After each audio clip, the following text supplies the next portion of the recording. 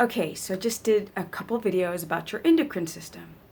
Is it exercise or is it diet that is giving you the body? Well, all you have to do is actually look in the mirror at your body, and you can see your hormones right in front of you.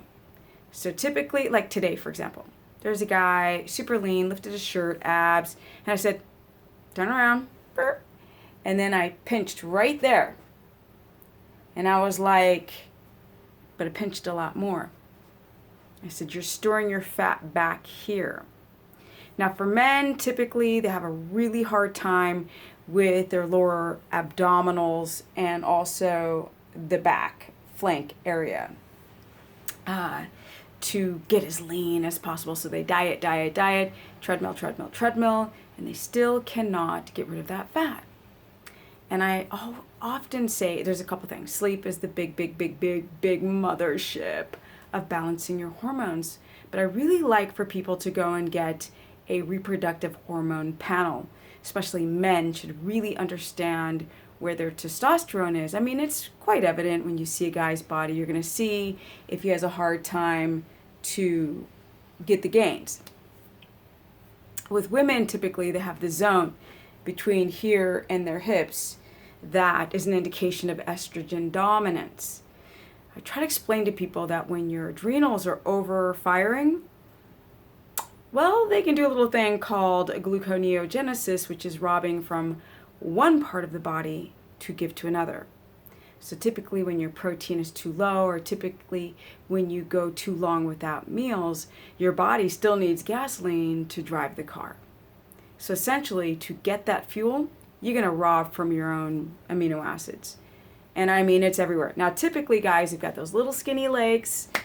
You're taking a lot of muscle amino acids from the legs. And women tend to be like, I'm really tiny up top, but then they're really estrogen dominant below. So we have the reverse problem. Women have it like too big in the hips and thighs where the body's redistributing its stress, its estrogen in the hippie area. And men are becoming very catabolic in the legs because of the adrenal stress. Because when you go and you drive that car, right, without any gasoline, your body's going to rob from itself, and this affects the endocrine system. So there's a thing called Pregnenolone steal when your body's producing too much cortisol, hello Z's, your body can go and go through the tree of the building materials for reproductive hormones, which is pregnenolone, DHEA, all the way down to reproductive hormones. And then all of a sudden you don't have much, right? Your free testosterone, your total testosterone numbers are too low. And all of a sudden you had testosterone up in the 800s or thousands. And that, well, it's an age thing. Yes, right? You get older, you're not supposed to be able to get a woody. Wrong. There's this famous picture, I've got to show it, of the three Aboriginal men, grandfather, father, son, and they all have the exact same bodies. Your body will put you out to pasture if you put it out to pasture. If you take care of the metabolic health, then your body can just keep going and regulating those reproductive hormones. So it's very important for men to get a reproductive hormone panel. And women, I mean, it's quite evident. We're all estrogen dominant. Yes, we produce too much estrogen, or it just is higher than your progesterone, which means just that your progesterone is too low. So that could be the problem, that estrogen's right about where it should be, but then your progesterone is too low, making you estrogen dominant, which can affect your liver and your gallbladder and other things that are, potential cancer domino effect. You have to get your hormones in balance. And how you do that is you have to go to bed according to the circadian rhythm. I talk to a million people that always say, oh, I get 8 hours of sleep. I go to bed at 2 and wake up at 10. And I'm like, no, doesn't matter. People think they sleep well. They think they sleep like long enough, but they don't, you guys. You don't. Look at your body. Your body is indicative of a couple things. 1, it's your gut health. 2, it's your adrenal health. And 3, it's your sleep quality. Look at your body. It'll tell you a story. Okay, guys, if you want to keto adapt, that's what I love about it. You've got to get your hormones in balance. If you don't, you can't adapt. You're wasting your time. But in the context of being disciplined and patient enough to watch your hormones begin to balance, because you're giving it building materials, right? You're giving it protein, because this is not a high protein diet. It's a high quality of moderate to low protein. get your protein in the fatty types, not the chicken breast and tuna and tilapia.